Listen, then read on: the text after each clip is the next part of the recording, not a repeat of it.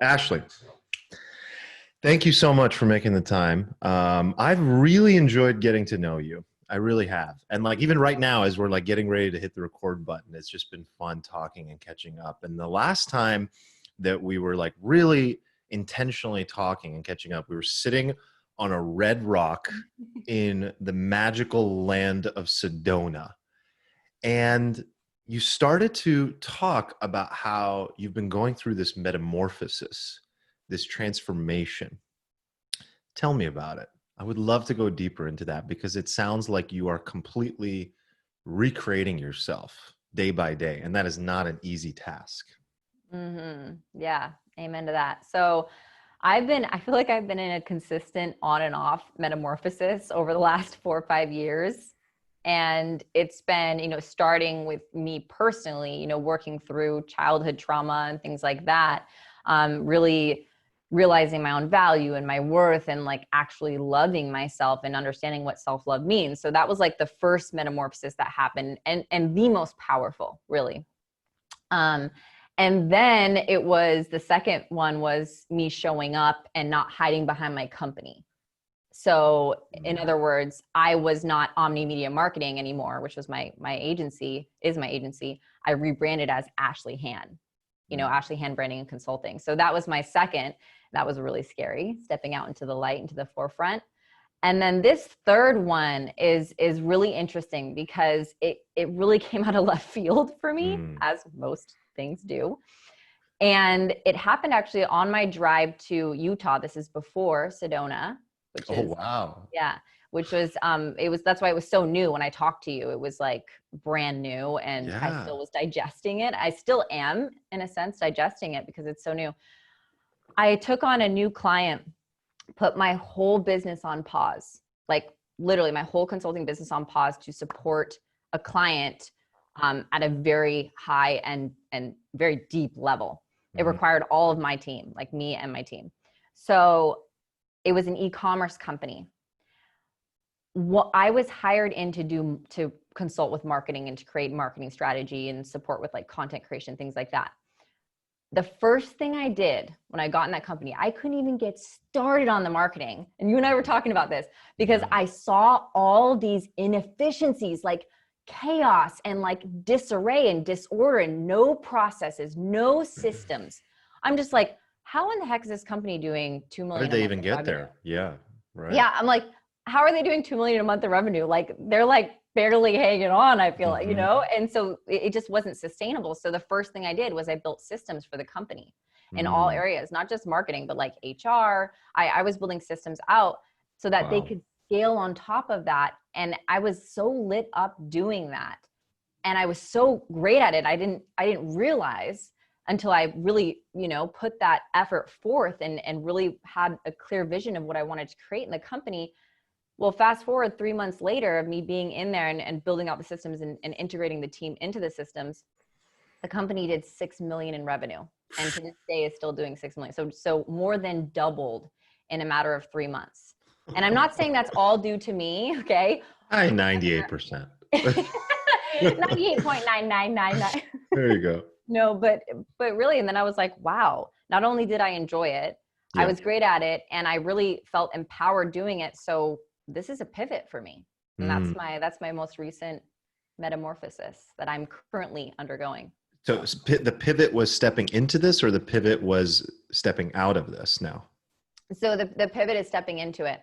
I've been doing, and I've been doing, websites, social media content, consulting for personal brands, conscious personal brands, which I still love. And my team, now I have a system, so I can automate. That can keep going on its own. It doesn't really need me very much. I've maybe worked 5 hours total last week, and I had one of my biggest months last month. Yeah. But with this new business systems, I'm going to call it DBS, Digital Business Systems. But right? So yes, I'm absolutely. excited to just bring that to my current clients that need it, and that have already reached out to me to get that kind of support, and then to new clients as well. So exciting. What is the draw what is the appeal of what you're getting out of this? Part of it, I imagine, is the fact that you can see and measure the impact that you're individually creating on a company. What else stands out to you that caused you to say, you know what, I don't need to be all in on this one thing. I can actually go out and develop a system that I can apply to various clients, to various people. What is really the appeal there, and what's happening like internally when you go through that?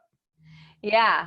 Well, actually, it's funny. The first thing that came to me when you said that was something my dad has always said to me. My dad and I are super close. He's Mm-hmm. my mentor for life. And he said to me, he's an efficiency maniac, right? My dad, Mm. which is why his branch is the highest performing in all of the US because of his efficiency, his obsession with efficiency. So one thing he's always said to me is, Ashley, it's absolutely critical that you are always in your highest and best use, Mm. and that those around you are in their highest and best use. So one of my systems is actually a team audit where we find out if everyone, I call it H&B, if everyone's in their highest and best. Because sometimes you have like the wrong people, the right people in the wrong seats. You know, like Absolutely. they're amazing, but they're just in the wrong seat and they're feeling exhausted because of it. And they're Yeah. underperforming because of it. And so your business is underperforming because of it. And so that's really seeing that, like that was the first thing I did in this past company is literally shifted team members, and Mm. they were excited about it. You know, we were all excited about it. They were like, oh Yeah. yeah, perfect. You don't want to do that? I'll do that. Like, that's my highest and best. Oh, that's not mine. Like, you know, and so seeing individuals and companies be at their highest and best gets me off. I just love it. It just really, Wow. really Wow. does. You know, as you're talking about this, a few things really stand out. So first of all, like a lot of the work that I've done with Project Evo, when we created these tools and assessments and the Evo planner and things like that, our driving force was to solve the exact problem that you're talking about. Because like part of the ideal and the mission of what we believed and still believe very clearly, because now we've seen it over and over and over again in many companies, is that people become overly defined and get pigeonholed into specific roles. And when they do, the company begins to scale. People begin to kind of get hired on top of one another or next to one another. And next thing you know, they have a very specific defined set of responsibilities. And over time, those things continue to take energy away from them, and they become in their lowest and worst selves rather than their highest and best selves. And all you really have to do sometimes is not so much tweak the job responsibility. It's really understanding what brings out the best in this person. That's why I like the tools. Like I know you're an architect, right? You took my brain type assessment. Wait, Okay. are you an architect? Yeah, talk to me. So I so I was an architect, Okay. but I took the short version. Yes. Oh yeah. So did you take the I full I elements took the assessment? full-blown assessment, Uh-huh. and I Oh, am I'm a excited to hear this. compelled alchemist, and my Wow. crafts are rebel advocate in chief. Wow. Is your Combination. compelled or your alchemist your core? Do you know? Uh, it just says compelled. Which one has the asterisk? Oh, the alchemist. Ah, okay. So, I'm confused. so this makes so much sense to me. Okay, so let me break this down actually, because I can even help a little bit, and I think people as they're listening. So this is the elements assessment. This is the Evo elements assessment that gives a full breakdown of your personality and what we call your elements. So the one that has the asterisk next to it is the core element. That's the alchemist for you. So your brain type is alchemist. And your brain type is the primary element that you lead life with. And the alchemist is all about, first of all, the alchemist is every genius that ever existed, if you want to give yourself a pat on the back. It's Einstein, it's Da Vinci, it's all the greats that have come. And these people are all about variety. It's like a Renaissance person. It's the ability to live in an abstract world and take things that provide patterns for each other that can be tied together and make sense of things that didn't make sense before. Hmm. This person lives in a very malleable world, whereas an architect lives in a very concrete world. So what you're doing when you come in and you build digital business systems a lot of the time is like you're making sense of chaos. That's a superpower, right? And then the compelled part is your secondary element. So compelled is your internal world. And that's all about, how does this feel in my values? How does this sit with me?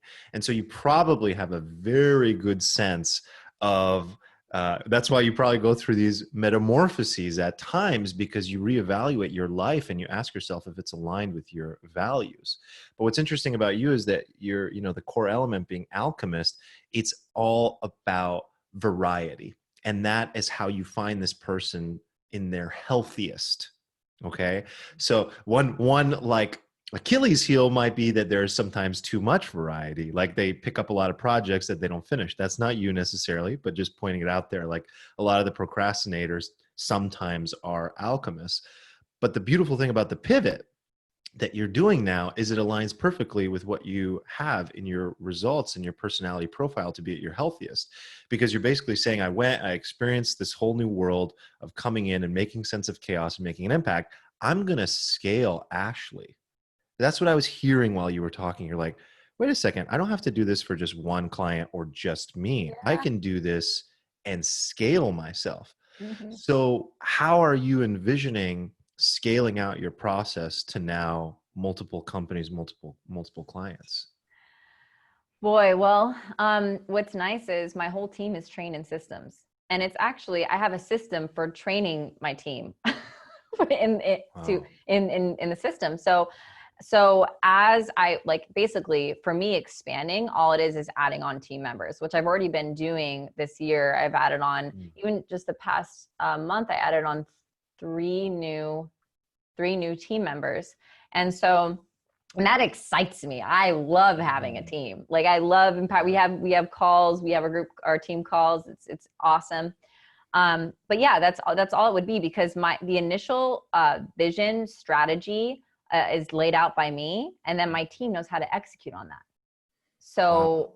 So yeah, So do you become, just to get really, now I'm getting concrete, the architect part of me, it's like, are you thinking of yourself, or does the company you work with think of you as a team member, or do they think of you as an external consultant coming in and, providing these services? Like, what's the structure? Because I'm really curious how you're going to scale this, how it doesn't become something where, you're a full-time team member of each company. Yeah, absolutely. That's really, really important to me, Like setting because boundaries. oh yeah. Oh yeah. I mean, I don't know if any of you listening can relate, but my biggest reason, like personal reason for being an entrepreneur, running my own business, is freedom. Freedom. So I got to have my freedom for sure. So that's very, very important to me. So yes, it's consultant. So I'm coming in, my team is the one who is the implementation. They'll be doing I'm not going to be doing implementation. They do implementation. They do the integration. So how it looks like is month one is auditing. Like we're going to full blown, like see all the stuff you got going on, all the holes we get to fill, all the shifting that gets to happen. And then month two is implementation. Month three is integration. So training the team members. So after month one, which I'm really only going to be involved in the initial phases of that, that's all my team. And I'm acting as a consultant. Absolutely. So that's what I'm envisioning. Beautiful. Beautiful. Yeah. I believe it was Naval Ravikant that said, obviously our work is very important. We spend most of our lives working. That was the main reason I ever wanted to even help people at all when it comes to their work, and that alignment of bringing out, I love your phrase, the highest and best self. I think that when work is a reflection of our personality and our character, it doesn't feel like work as much. We can totally lose ourselves in the activity, and it becomes like an autotelic exercise, where what that really means is that we do it for the sake of doing it, not for any outcome. There isn't this reward at the end when we get to live our character and our personality and our traits and our strengths and our crafts, like my assessment shows as well. It's like you kind of lose yourself, and that flow state actually does show up. Yeah. And so you get excited by the leadership of the team. And I'm so fascinated by your story, because it's this evolution of continuously figuring yourself out and self-knowledge, and then that being this feedback loop into how you live and pivoting and transforming over and over and over again. So I'm very happy for you. I really am, because I can just feel and see the excitement of this next phase. And I love seeing that connection between you and your work. Thank you. Yeah, what you said is so key. It's like I had somebody message me the other day saying, Ashley, what do you do when you experience like self-development burnout? And I said, what does that mean to you? Can you give me an example? Can you be more specific? And he said, well, I feel like, I work and I work to get to a destination. I work to get something and I have a goal that I want to achieve. And then when I get there, it's not as great as I envisioned it. Like it doesn't feel as good as I thought it would. And I'm like, my friend, therein lies the improvement you get to make, or the shift you get to make. And the shift is focusing on the journey. How can I, like, if you're not enjoying, we're never guaranteed a tomorrow. We are not guaranteed. I mean, that may sound morbid to some people, but we aren't guaranteed a tomorrow. As Ricky Gervais said like 2 days ago on Instagram, life's amazing and then you die. Yeah. yeah. It's inevitable. It's going to happen. We don't know when. So with knowing that, it's like, what's the point if every day you're hustling and you're miserable or unhappy or exhausted every single day to get to some destination that's A, not guaranteed, B, may actually shift into something else, as it has for me many times. The whole point is to enjoy the journey. And what you said about excitement, right? Like, I'm like, are you waking up excited? Like I'll get excited. Like, I'm like, I can't wait to see how like this, like when I build systems, for example, like I'm so excited to see it in action. Like that's something that really gets me super amped. And it's like, if you're not feeling excited about what you're doing on the day to day, then that's when I ask, what's the point? Because then what are you doing it for? What is your why? I had one of my private coaching clients say she wants to get her PhD. She's my age. And she's like, I really want to do this. I said, cool. Why?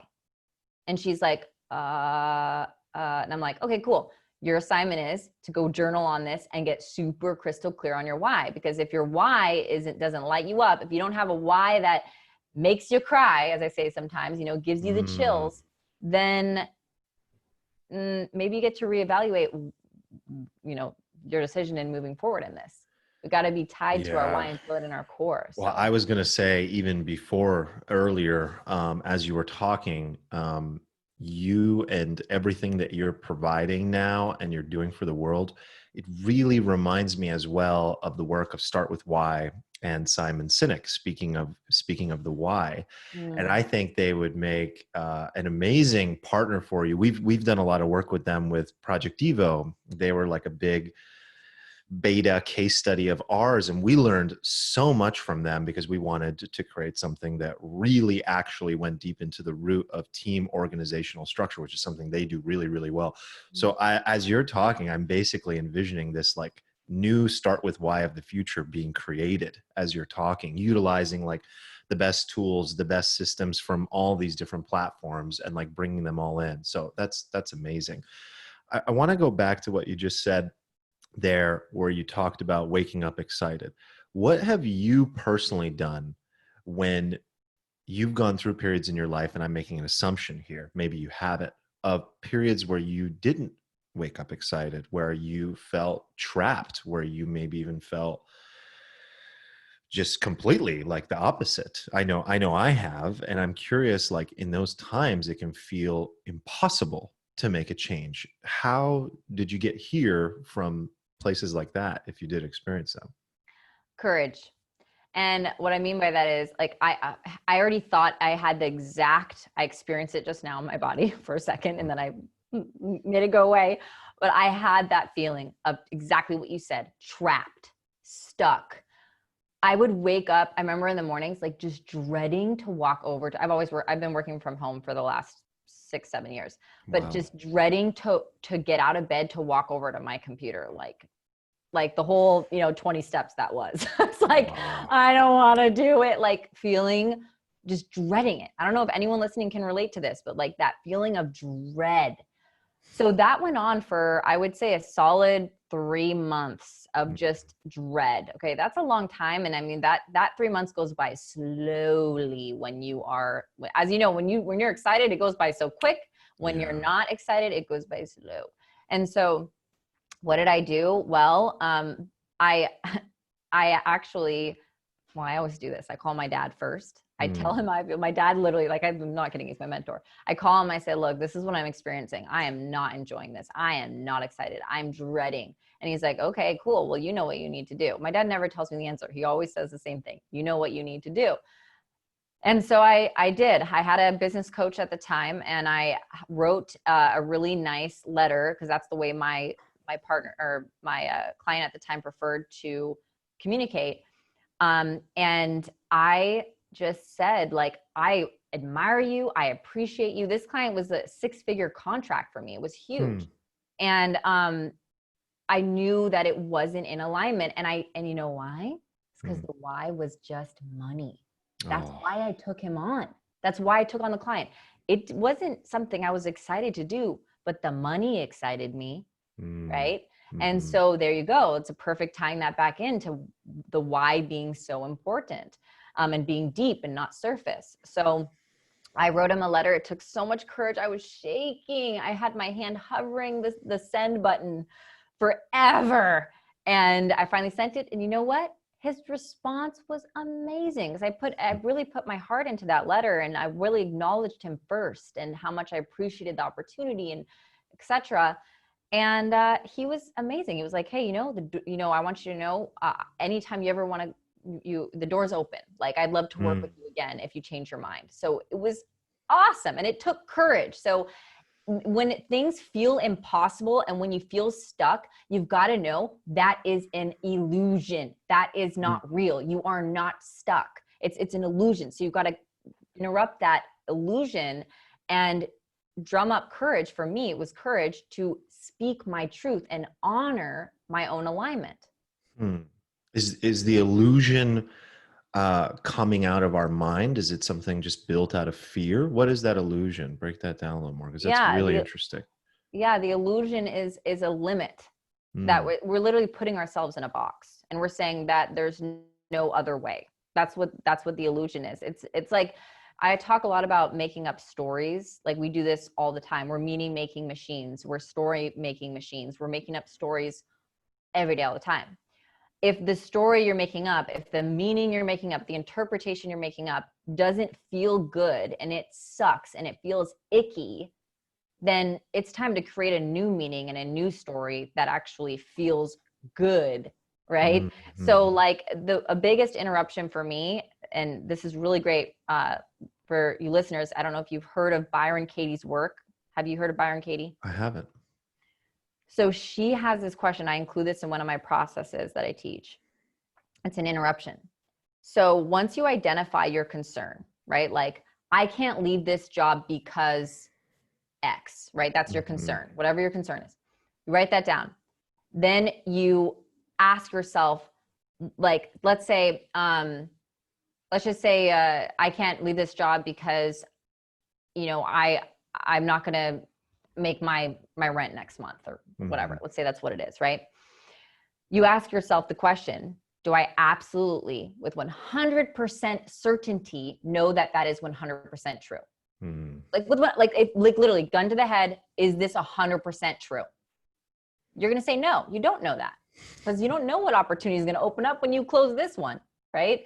So that interruption for me is what I use when I get in my head and I start believing, my fear, which is false evidence appearing real. It's an illusion.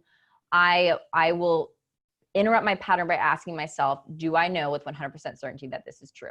And the answer is always no. Yeah, that's very, very powerful. I can just see the depth of self-development work that you've done. I noticed on your Instagram, you were reading a book recently. You kept posting about it, Becoming Supernatural as well. What you mentioned, the first metamorphosis. the one where it sounded akin to something like awakening even, and doing really deep work around trauma and wounds. What sparked that first journey, that first step toward wanting to even evolve and transform? And how old were you at that time? I was 24, and so there's this quote, and this is it. This is what got me to do this deep, uncomfortable, like I'm talking really uncomfortable work. There's a quote that goes, change happens when the pain of remaining the same outweighs the pain of change. Okay. So that was it. Why does it have to become so painful? Right, exactly. And that's what I mean. That's why you and I are on the mission we're on, right? Is like, you don't have to hit that point. Right. Like, you really don't. You don't have to hit rock bottom, honey. I promise. But sometimes people do. It's their own journey, to each their own. And I was one of those people that, I can be stubborn. I can be self-righteous. Those are that's my shadow side that I'm working with on a day-to-day. And I was self-righteous and I was stubborn. And so I didn't want to look in the mirror. I didn't want to see that ugly stuff.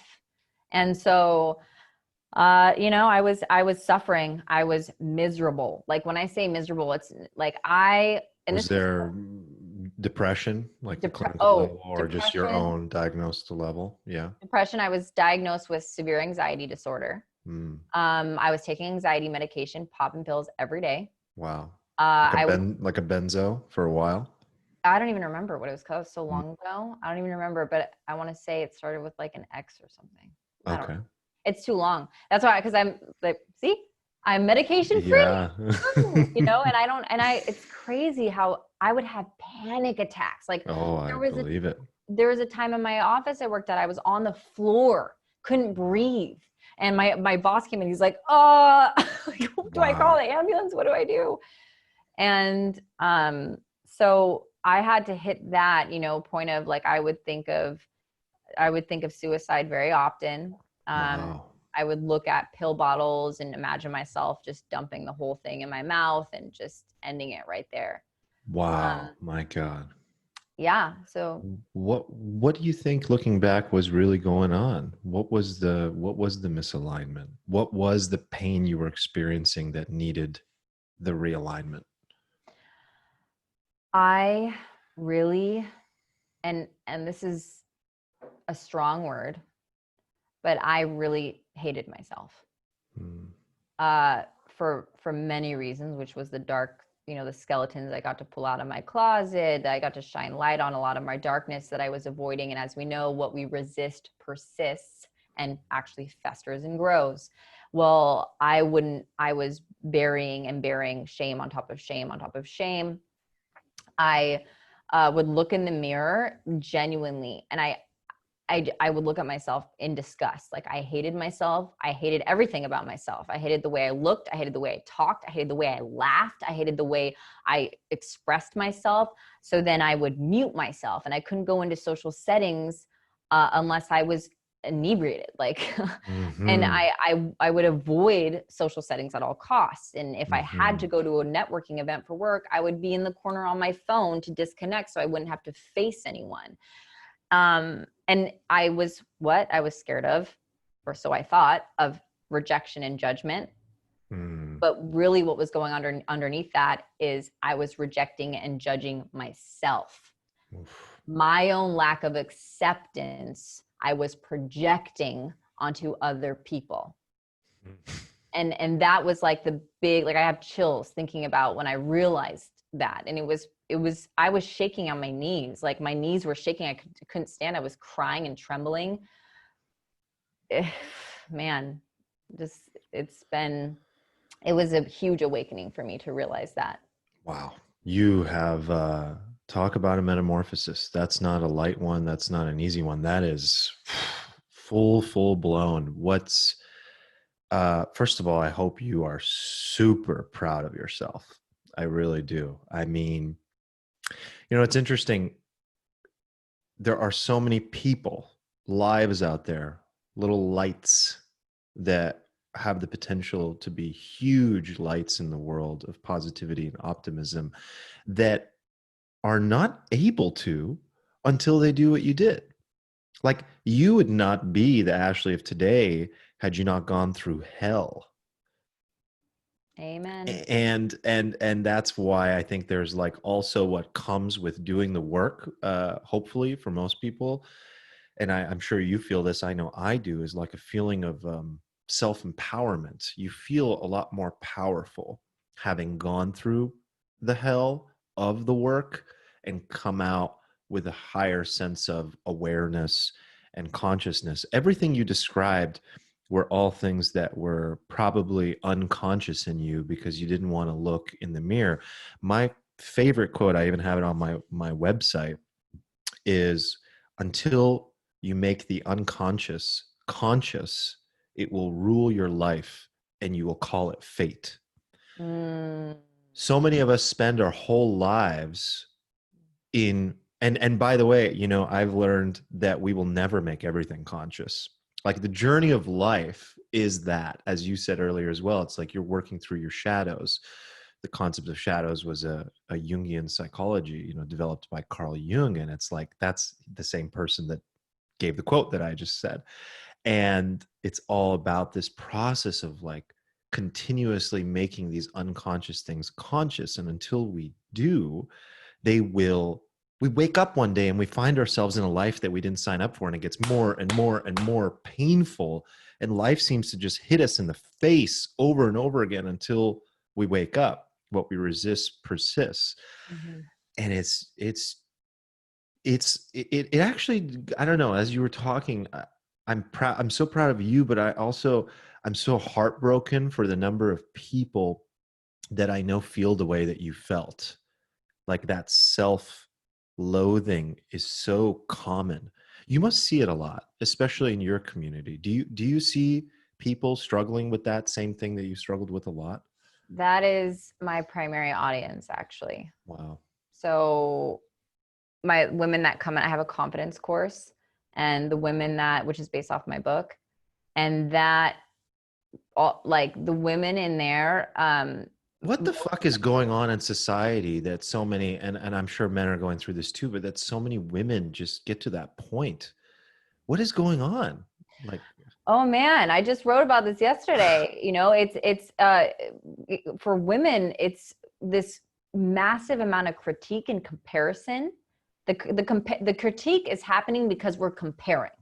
We're looking at other women. You know, we're looking at their bodies. We're looking at what they've achieved. And you know, women are, you know this, we're more prone to experiencing things like jealousy and envy. And a lot of times we won't admit that we feel it. And the thing about jealousy and envy, and I say this all the time, is it's rooted in resentment. Those feelings are rooted in resentment. And you got to ask yourself, how can you expect to attract or achieve the very thing that you resent someone else for having? It doesn't work that way. It just doesn't, no. So we got to shift it to, as women, that's why I love seeing these communities being built right now with women supporting women. I'm like, yes, you know, we don't need to be, it's not a competition, ladies. We don't need to be against each other. We don't need to envy each other. We got to support each other, admire, appreciate. And that's really, like, for me, if I see something that I want, another woman, if I notice, now I'm aware when I feel experiencing those icky feelings like jealousy or envy, which we'll all experience from time to time. We're only human, right? I will shift it to being inspired by that woman, like admiration. And also the knowing that she did it, I can too. She's showing me it's possible. She's a window for me. Yes. Yeah. Yeah, it's an example, that all it is like, it makes it real. Oh, it's possible. Yeah. Everybody goes through this. I definitely agree. And even in my own community with the women that reach out to me, I do get this question a lot, and I get it in a different frame. The frame I get it is, do you as a man, Arman, experience these types of feelings, you know, where you look at other people that are doing work similar to you and have a feeling of envy or not enough or imposter syndrome is huge. I wasn't aware of, I mean, it's a kind of a modern phrase that was created, I don't know, maybe in the last 5-10 years, it seems like, that has really become popularized. But this is a huge epidemic, like just imposter syndrome alone. Like, where did that come from, where so many people feel like they have to fake it or feel like they're not enough? And I think that that's rooted in so much of what you just talked about, this comparison syndrome of living in a society where it's always in our face. Like, everything everyone is doing is always in our face. And I mean, everybody knows this already, but, and it's not, almost not even worth repeating, but it's like when you show up on social media and you engage, all we see is the best version of each other. I'm not posting when I'm depressed. Let me give an example that just came to mind. Rachel Hollis just got divorced, or is getting a divorce. I don't know if you heard about this. She's not fucking posting. She has nothing to say. She has nothing to say. No one is going to have anything to say when they're sitting in the cave of darkness. It's very difficult to even speak in that moment. So yes, 100%. So here's the thing. And for anyone listening who is a content creator, like you're posting out content on Instagram, Facebook, wherever, I implore you to, next time you do go through something dark, because this is my own challenge that I do with myself, is I let myself go through, I honor that experience and fully, I'm completely present with that experience, and I'm going through my stuff. And you're absolutely right. When I'm going through my stuff, I'm not trying to post, right? I'm not going to post about it. And I don't even feel like doing anything for that Well, it's matter. hard Like, to do anything. That's hard to do anything. Then once you come out on the other side and you've overcome it, I share what happened personally. And I challenge people to do this, because when I've done that, I kid you not, highest engagement, the most direct messages saying, oh my gosh, Ashley, thank you so much. I know that must have been hard to share. Like, I shared, and I'm just going to say this right now. This was like something that I had a lot of shame about in my past. This was years and years ago. I had an affair with a married man.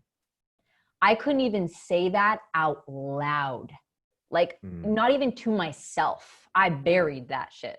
Excuse me for cursing. I buried that. Oh, we curse here. Okay. We curse here. All right. So, but I actually wrote a post and I revealed those things. And I expressed how the shame I went through and the judgment and the, like, how much that affected me, and raw. And I kid you not, that was like one of my highest performing posts, and just the impact that it created, the ripple, you know what I mean? Yes. So it's powerful when we're able to shed light on our own darkness that we go through, because when we do that, we're actually simultaneously shining light on other people's darkness. We're supporting them and doing that themselves as well. Yes. Very well put. How hard do you find it though? I mean, I was going to say this already, is I find you to be so real in the presence that you show on, publicly and on social media, and who you are in your everyday life. You really are being very open and very real about everything you're going through. And like you said, you go through it and then you come back and you share. When did you make that decision to just start doing that? Because obviously, and it's had an impact as well in helping you connect with your audience. But I imagine that must be terrifying, like to share these things.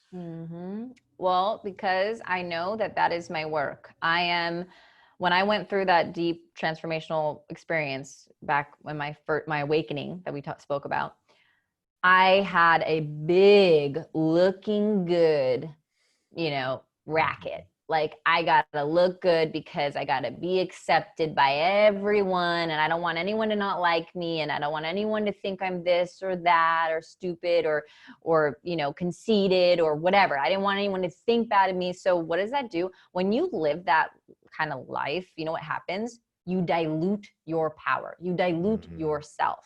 So my mission is to be, which is the title of my book, Magnetic Confidence is the title of my book, but magnetic means that I'm okay with being polarizing like a magnet, that I will attract to me those people that are in full alignment with me, and I will repel those who aren't. And that's okay. Mm, I'm okay with that. You know how much hate mail I've received over the years, and that's okay.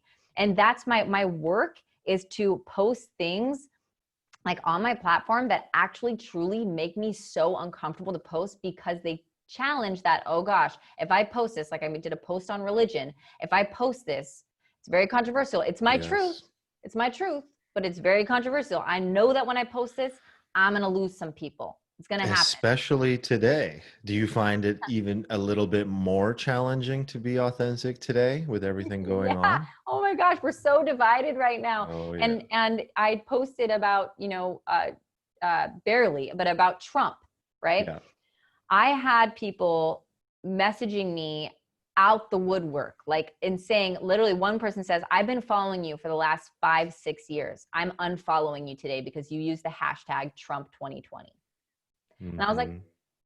got it. Okay. And I sat with that, and I was like, all right, this is it. This is what I'm signing up for. Yeah. I'm okay with it because this is my work. Yeah. Big But time. it's hard. It's Yeah, it's a definitely hard. it's a very confusing time as well. We had an ad that we're running right now for Project Evo that mentions somebody's brain type, somebody's elements type, and a celebrity that corresponds to it. And right now, all the celebrities are like getting their heads chopped off by everybody. Apparently, you can't say the name of a celebrity anymore. Even Oprah is like apparently a pedophile. I don't, again, it's crazy like what we're currently going through and how fast information not just changes and evolves but expands. Like these stories, like what's going on right now, for example, that I'm alluding to, has to do with all this Jeffrey Epstein and now there's this Pizzagate shit and all this stuff. It's so hard to even keep up with. But as a content creator, as an influencer, do you have that stuff in the back of your mind, like I have to be careful of what lines I cross? Or is your whole strategy just like let the cards fall where they may, I'm just going to do me?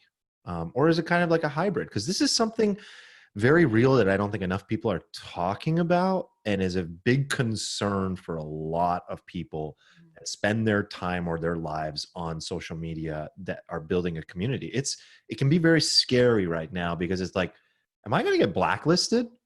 You know? Yeah, yeah. Oh my gosh, I had that thought. Come on, that's funny you said that. That happened the other day.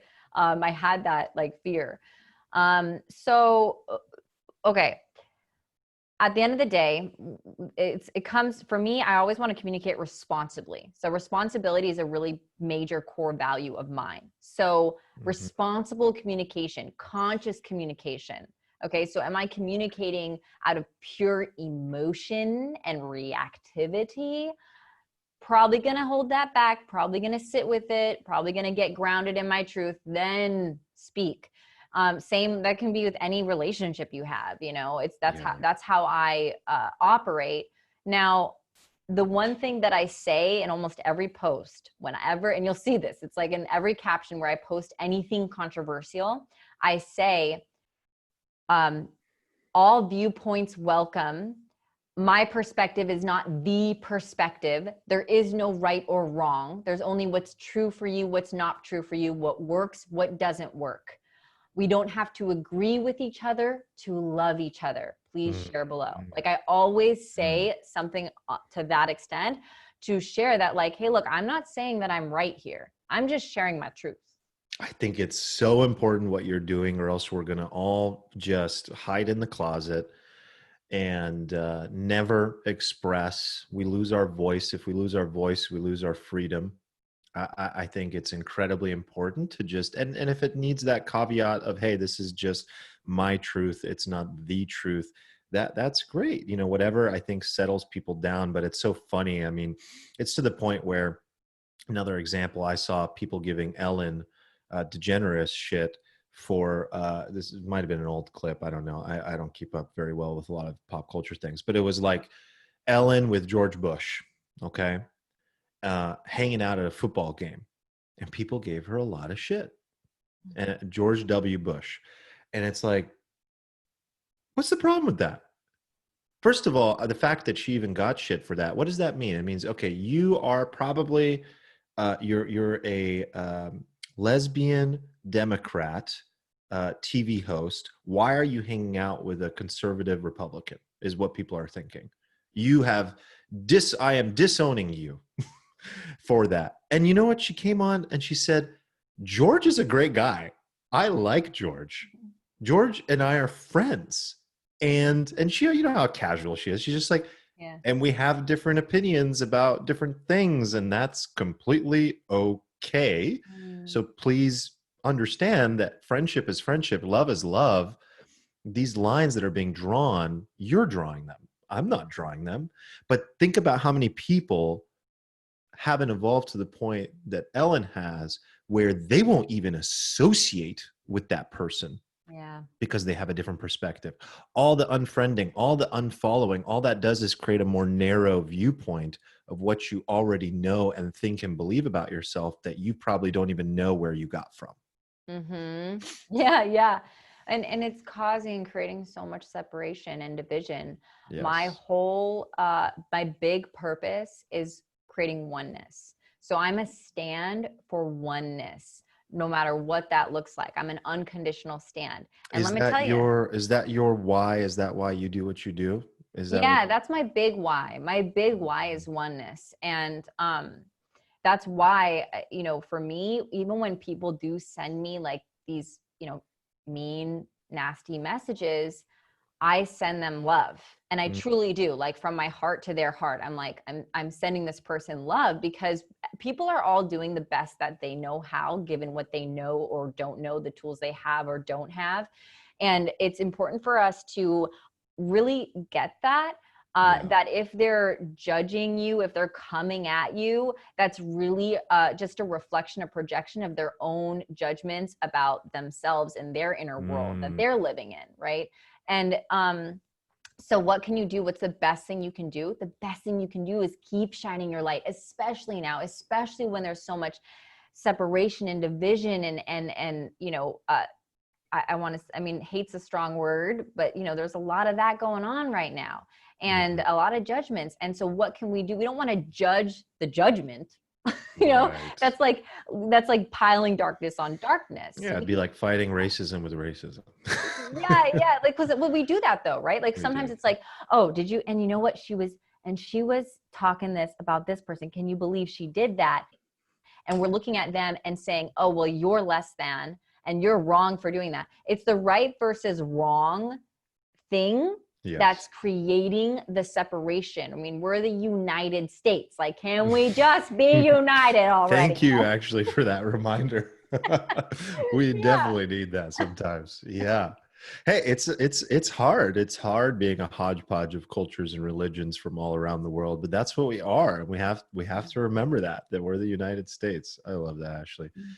Ashley, you grew up in Washington. We were talking about that briefly. And like I said, I was showing my wife like photos and videos from like your backyard, your friends' lake houses and things like that. It's incredible. But like you said, before we hit the record button, it's only so beautiful for a certain number of months in the year. But I'm curious, what impact did that have growing up, where you grew up? It wasn't a big city, you're a small town girl. How did that affect you? What was the impact in your life? Well, the biggest one that came to mind when you said that was I moved to San Diego day after graduating college. Like, no joke. Like after the whole party night of graduation, 7 a.m. car was packed. I was out of there, and I was going to San Diego, big city, and what had happened was I was exposed to a lot. So I went all the way. Like I was partying Thursday, Friday, Saturday, Sunday, clubs. I have clubs. I never grew up with clubs. Like, what's a club? And so I went really far, which I'm grateful. I remember those days, Stingery and all those used to be open. Yeah. Yeah, Flux. I was fluxing. Flux. Oh yeah, I've been a fluxer. Yeah. Oh yeah. And I was that that club rat that knew all the Mm-hmm. bouncers, that knew all the DJs, that knew all the bartenders. Like, I was that girl. Okay. Mm-hmm.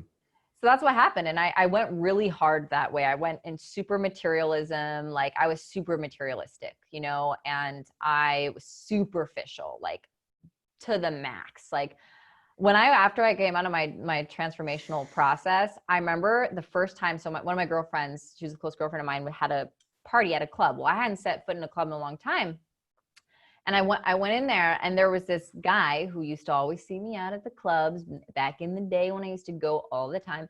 And he came up to me. I'll never forget this. He came up to me and he goes, Ashley. And I'm like, yeah. And he goes, what happened to you?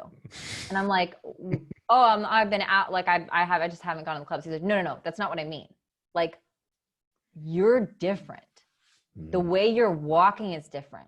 The look that's on your face is different. Like, I got to know, what did you do? Cause you're all of a sudden you look nice. You look approachable. You look genuine. Like, and he's like, I know what? He's like the kind of guy that says it as it is. And he was like, I got to tell you, and I hope this doesn't hurt your feelings or anything, but I used to think you were really stuck up. Wow. Which was one of the biggest, I got that feedback really big when I went through my transformational journey. The feedback I kept getting was, you're stuck up, which was the opposite of how I was feeling. I felt like a worthless, I hated myself. So it was very interesting, that feedback I got. And so anyways, yeah, that was a huge, for me, moving to San Diego, and from small town girl to city girl. I went way down that path, and then I came out of it. I needed to go through that. That's a hell of a path to be on. And did that correspond to that first awakening and that first transformation of doing the deep work then? Was that around the same time, like being club girl and kind of starting to transition and change a lot of your beliefs? Yeah, I was clubbing for like a solid 2 or 3 years, I want to say.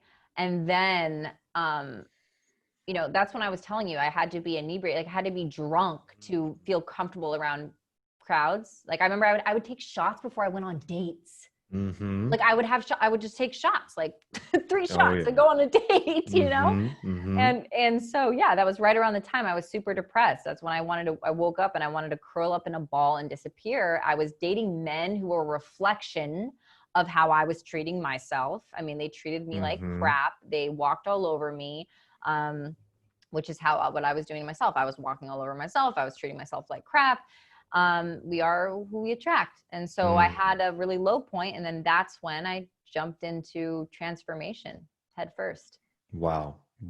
So coming back to the present and a lot of the work that you're doing today, the work doesn't end, right? It's like every day there's like an opportunity for a mini awakening. It feels transformation is a lifestyle. I say that all the time. It's a day-to-day choice. It is a lifestyle, not a destination. No one is transformed.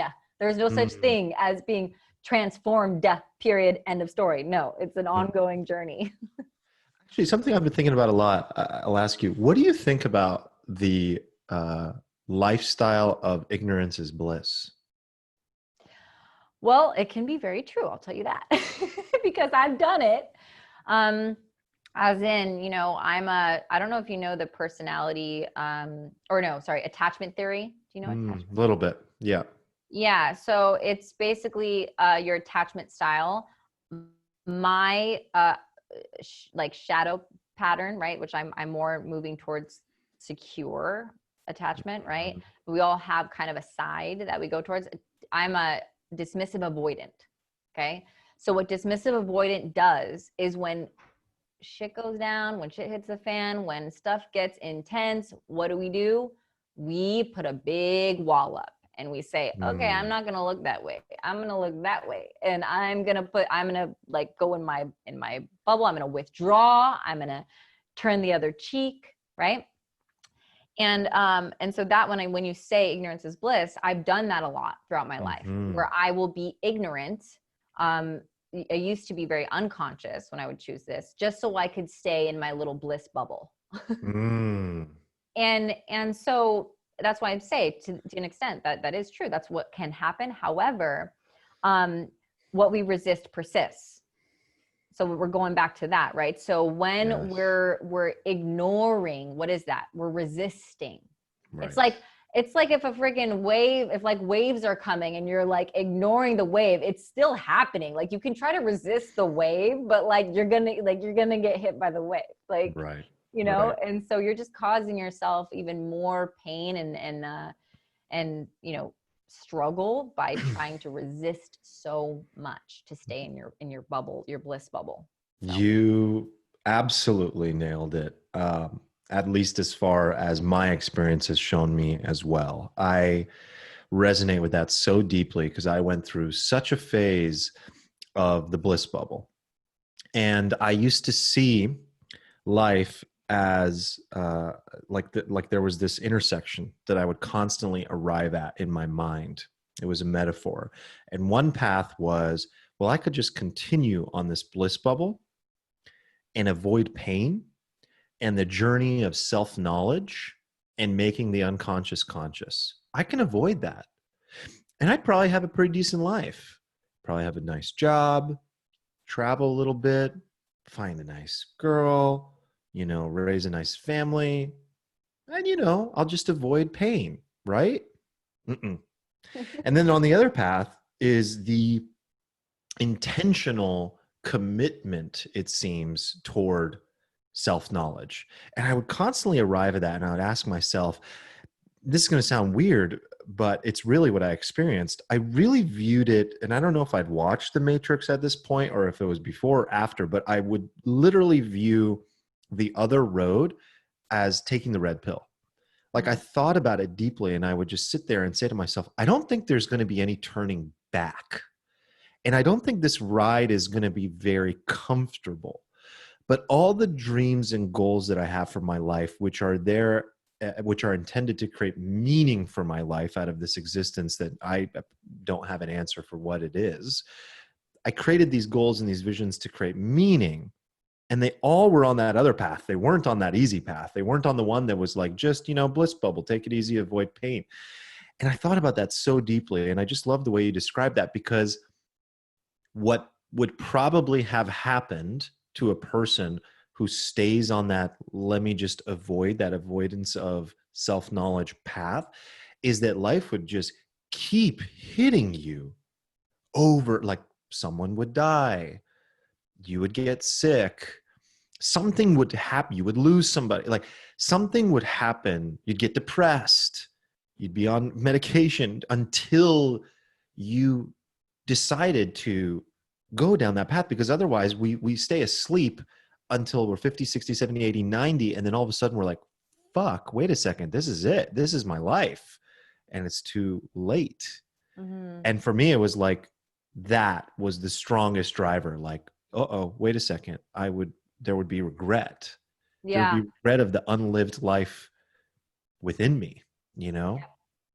Yeah. It's like, it really is the difference of a mediocre life versus your highest and best life, as we would say, right? Highest and best, because, you know, you're by taking that comfortable path, you're staying within your own limits and box that you've created. In other words, you don't know what's outside. We don't know what we don't know.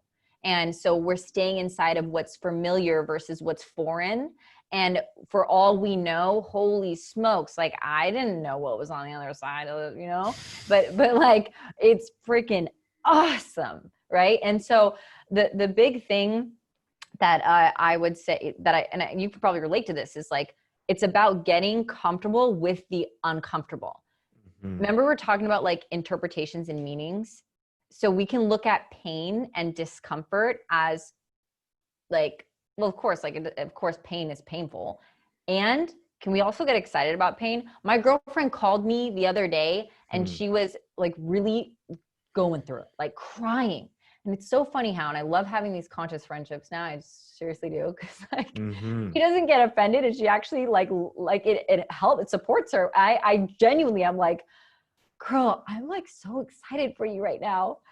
Cause I know like she's she is in the work with me. Like we are hand in hand. Like she's all her life transformation is her lifestyle. So she's in the bathtub, she's crying, she's sobbing, she's in pain.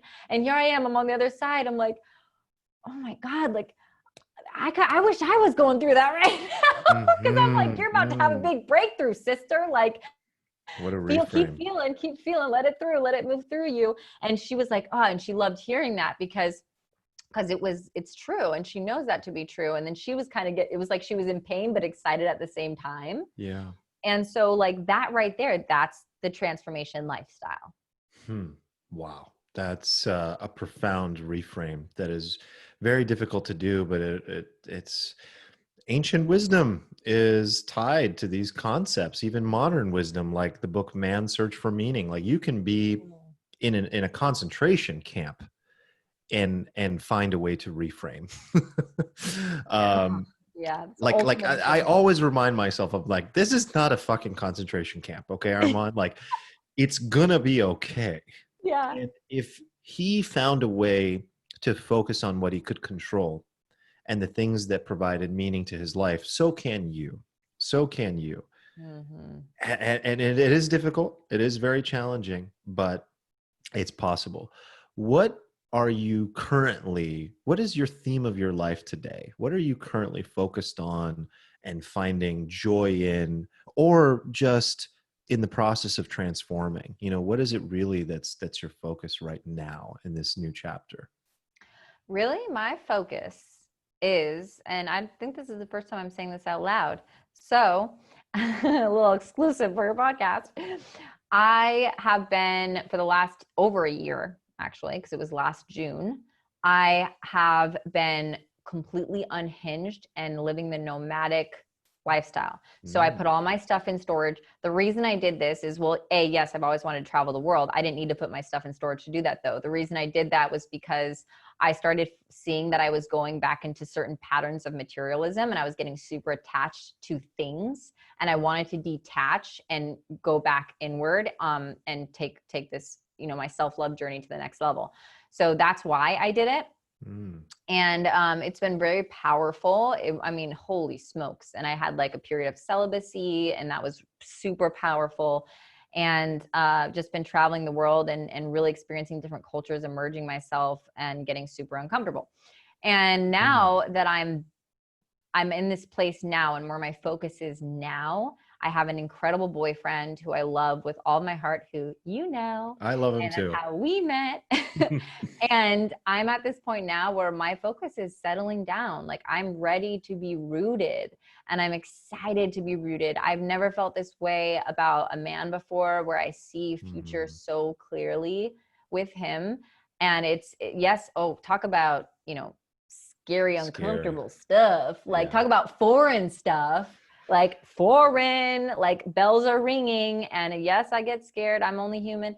And then it's like, you know, thank goodness. I mean, I'm so grateful I have a coach. I always have a coach, and she supports me a lot with this. And but I know that this is where I'm headed, and I'm excited, and I'm actually super eager, and that's where I'm going right now. Rooted, settled down with my honey. Congratulations. Thank That's you. very exciting. How do you find a coach? How does a person find and choose a coach? It's so funny. I feel like I was actually thinking about this the other day. It was same with mastermind groups, because I've been in mastermind groups. I'm like, how did I find those? And I'm like, oh yeah, they found me. So like, but it's true. I was sitting back. I'm like, how did they? And it's because not so much that they were like reaching out to me. That's not what I mean. I mean, I landed in their presence somehow. And it was like a feeling of, all right, this is what's happening. Okay, cool. Did it feel synchronistic and meaningful that yes, you needed exactly. to be there? Yeah.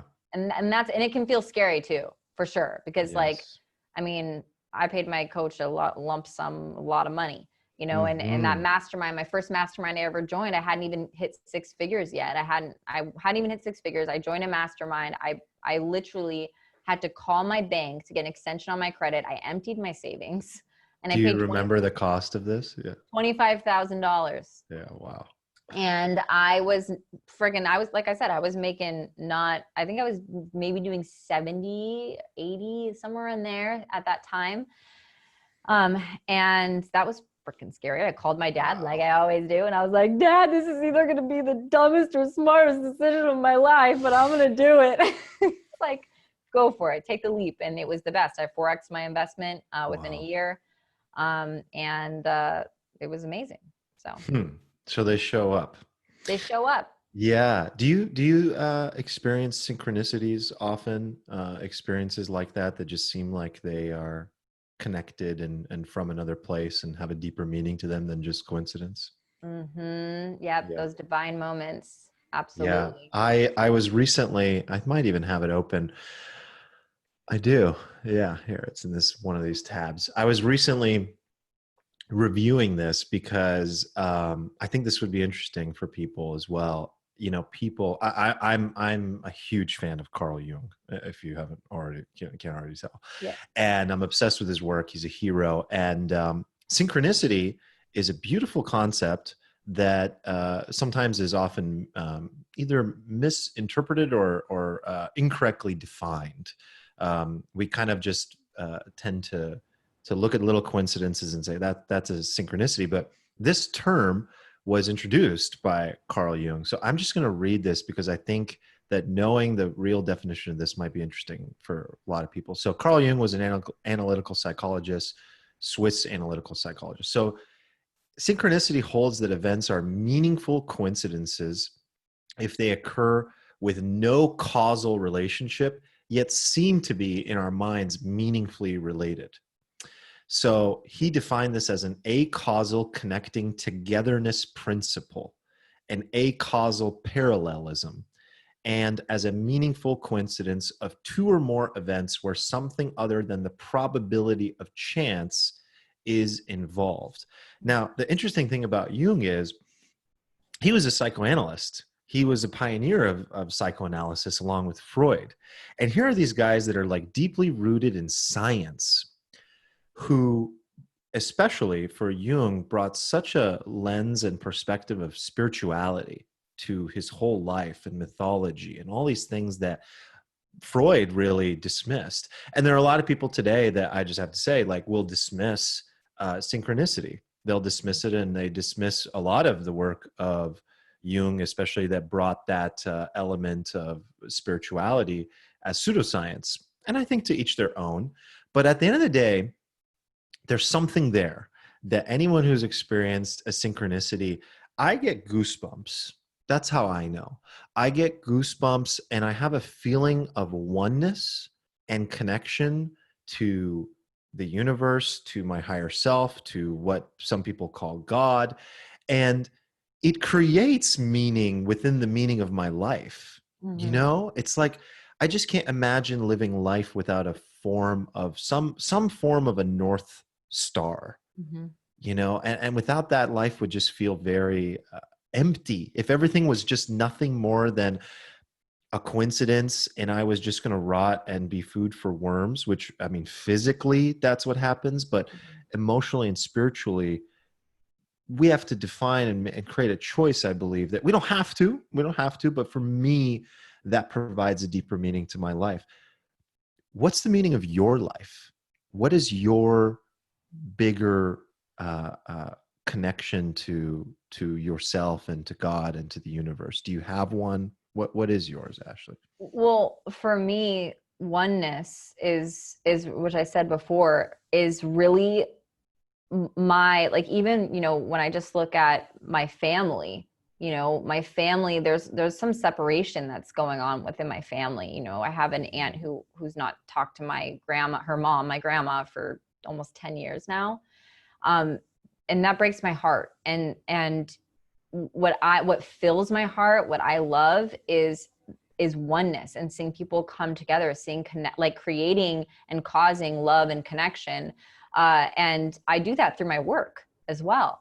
And so, you know, for me, I would say that really is like my bigger overarching, like, why, my bigger overarching purpose. And I know that, like, when I was in Bali and I was traveling the world, when I was on my self-love journey, as I like to call it, I had a healer, Balinese healer, come over, and he said, and I got such chills, like what you were saying, like the goosebumps. And I started crying because he said, Ashley, you have a gift, you have a purpose, you heal and create love through your voice.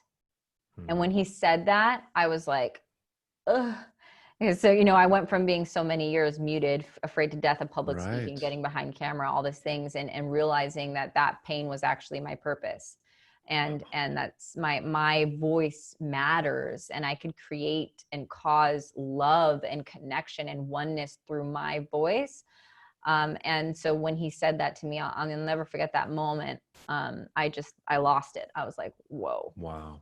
This guy, he was literally doesn't even have a phone. Like, this guy is like, I'm like, it's like he said that to me, and I was like, wow. Well, I for one vote for more hip hop videos, and I would love to see more of that, using your voice in that way. Huge fan. Oh my gosh, it's coming. I have one really good one that's coming. So if you're listening right now to this podcast, seriously, I have a one that's probably my best rap to date. Okay. I'm going to be dropping soon on my IG and on my TikTok. Oh my God, this is getting linked up. So is this like a new song, modern song, or is this an old school classic? It's an older song. Yeah. Okay. God. Not old, not like 80s. I love 80s. 80s is probably my favorite music genre, to be honest. Oh, really? My favorite music decade. Like, I loved 80s. And I love 90s. That's my second favorite. But this one's I think I want to say maybe like 2010. Okay. So it's a bit of a throwback. Bit of a throwback. And that's all I'm going to tell you. Yeah, I want more though. It's a really tough, one of the toughest raps that exists. Like, it's really, I would maybe say it's the toughest rap out there. Oh man. That's a big, bold statement. Okay. That's a big, bold statement. That's a big clue as well. This is going to be fire. I'll definitely link to this. That's awesome. But what a beautiful thing to realize that your voice, which was the thing that there was the most resistance around, is actually a thing to step into. I remember the book, The Art of War by Stephen Pressfield. Have you read that before? Oh my God. Quick plug for that book. Fuck.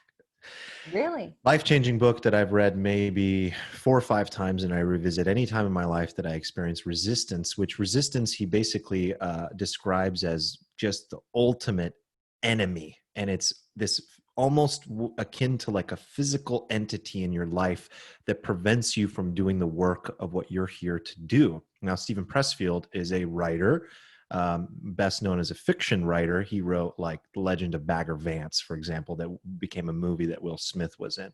And he's written these nonfiction books, the most famous of which is the one I just mentioned, The Art of War. Not to be confused with The War of Art. It's The Art of War. Wait, I'm getting it backwards. The War of Art. One is Sun Tzu, the other is Stephen Pressfield. And this book is for creatives, writers, artists, entrepreneurs, anyone who is here on this earth to do something of creation. And it is the most inspiring book I've ever read in my life. You will love it. But the reason I bring it up is because you were experiencing exactly what he talks about, which is this deep resistance. And he talks about this concept around how the deeper the resistance we feel, and the larger and more intimidating the block is, the more we are destined to do that actual work. So it's just this inverse relationship between the more resistance you feel to do that video, the scarier it is to make that post, the more intimidating it is to write that book. That just means it's of a higher purpose that must come through you. And it's just another reframe. It's just a way to reframe. And it's a brilliant, brilliant book. So I'll definitely link to that as well for people. Yeah. Look, I got it up. You know what? Oh, you're fast. Remember when I said earlier, you asked me, how do I find these coaches? Okay. I just finished the book, which you referenced earlier, which is the Becoming Supernatural. Yeah. Highly recommend, by Dr. Joe Dispenza. I just finished that one. a day ago. And so this morning I woke up and I'm like, oh, I don't have my book. I don't have a book to read. Well, look at what just found me. There you go. You know what I mean? There you go. Like, hello, right when I asked, and then boom, it shows up. I love the action behind it. look for a new book. You gave it to me. If you ever want to talk more books, I recently just gave myself the freedom also to read more than one book at once and to not have to finish a book. It's been a really interesting experiment. Oh my God, you're like me that way. Is that what you do? Oh, I feel like I'm cheating on a book. Oh, yeah. I never allowed myself to do it. I have to read it linearly and finish it. And then when I've been a good boy and it's done and I can move to the next. What is that? Oh, just psychological. Yeah. Well, I'm experimenting with it. I just went for it. And I'm like, you know what? I am literally experiencing anxiety, not like real anxiety around this, but like I have this insatiable hunger to learn, right? And I have a stack of books and a list on Goodreads that is hundreds of books long in the want list. And I'm like, I need to dig into this faster. I need to get through this. And it's not speed reading because I like reading slow. I enjoy reading slowly and really marinating as I read. So I'm like, what do? I'm just going to give myself the freedom to pick up a book when it interests me, read it, and put it down when I'm no longer interested, and not have to read it linearly. I'm reading probably 7 or 8 books at a time right now. And I'm actually really enjoying it. So for those of you out there, and you too, Ashley, if you've never experimented with that, just maybe try 2 or 3 just to give it a shot. Do you see my jaw drop? I'm like, yeah. How I'm breaking a lot of rules. Breaking a lot of rules. Yeah. That's great. You know, it's that. But it allows me to pick up Alan Watts's biography, read A Contact, which is a fiction book, and Count of Monte Cristo, and then pick up, War of Art when I need that little boost, and all these various things. And it's all on my Kindle, and I just go bam, bam, bam, bam, bam, back and forth. And I'm really enjoying it. Well, that's cool because, you're stretching, talk about like doing the uncomfortable. Like that's really cool because the people who are listening who are the opposite, my boyfriend, who, but he's the opposite of me. Like he'll pick up and pick up, like he'll pick up, like you said, 7, 8 books at a time and like read, like he has no problem. Sometimes I look over and I'm like, but you were just reading the other book yesterday. Like, how could you? How could you do it? Cheating on the author. Yeah, you're cheating. And but it's funny because for those people listening who are more like that, they pick up. Okay, cool. Maybe you get to try the full line. I like that. Right? I like that. And then people like Arman and I, we get to do the pick up, put down and flex different muscles and get uncomfortable and stretch ourselves a little. Cause I'm rigid. You and I think are both rigid patterns. Yes. Like my personal pattern, I'm always, really focused on how can I be flexible. One of my contracts that I made with my coach is I have the word flexible in my my identity statement. I am flexible. So because I can be super rigid and attached to my own agenda and you know how that goes. Oh man, I have to give you this. You'll love it. First day of Burning Man. I've only been one time. It was the year before last.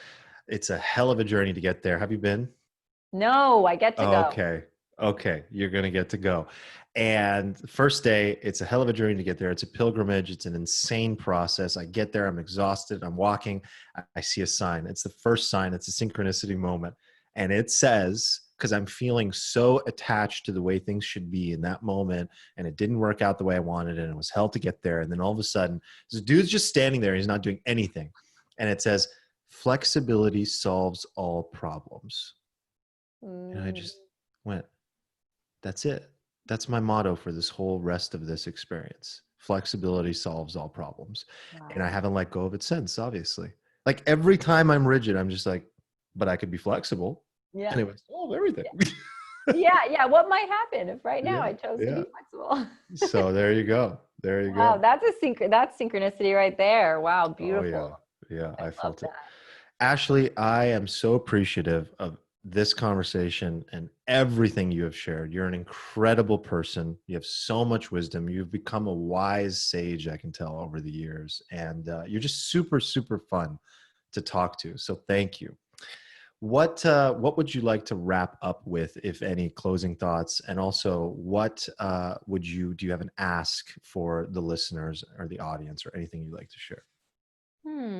Well, the thing that just landed, which it means is the thing I get to say, you were talking about, now in this whole thing of rigidity, and we're talking about that. Watch the shoulding. So stop shoulding on yourself. Okay. It's something that we've all done it. We should on ourselves. Well, I should do this. I shouldn't do that. We're shoulding on other people. We're shoulding on ourselves. And there's just shoulding all over the place. So my ask of you listening is, ask yourself, where am I shoulding on myself or others? And how can I shift that to, actually acceptance, right? Of really what is, and what your truth is, what your desire is. If you have a desire to do something, somebody tells you shouldn't. Okay, cool. What is it? What is it that you really want? What's your heart's desire? And where you're shitting on other people is where you get to accept what is, right? That everyone is in their own process and their own journey. I feel like there's a lot of shitting on other people that's happening right now in the current state of affairs. And we get to really practice acceptance, and we get to practice compassion. And so that's the thing that just landed for me. Stop shitting on yourselves. And that's it. That's it. I highly recommend everyone listening to follow you on all the social medias, to check out your website, check out your work. I will link to it in the podcast description, on the website, in the show notes, everything, and anything else that you might want to throw in, Ashley, I'll make sure to do. Also, I want to get a couple, let's just say 3 copies of your book out to people listening. So let's come up with something. I'll buy the books. I'll give them away to anybody listening, and we'll put that in the episode description. We'll make them leave a comment or something of what they enjoyed from this episode. And I'll select a few people to give copies of your book away to. I'd love to support in that way. Oh, that's so nice.